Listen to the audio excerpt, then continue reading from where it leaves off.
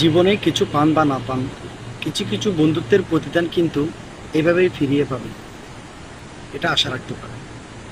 দেখুন, বর্তমান বাংলাদেশের পরিস্থিতি অনেকটাই নাজুক অবস্থা। এই মুহূর্তে তার ভিতরে ছেড়ে দিল পানির বাঁধ। এটাই বন্ধুত্বের প্রতিদান দিল ভারত সরকার।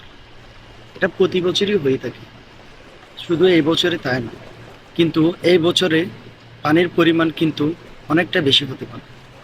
কারণ বাংলাদেশের সাবেক প্রধানমন্ত্রী শেখ হাসিনা বর্তমানে পালিয়ে ভারতে অবস্থান করতেছে।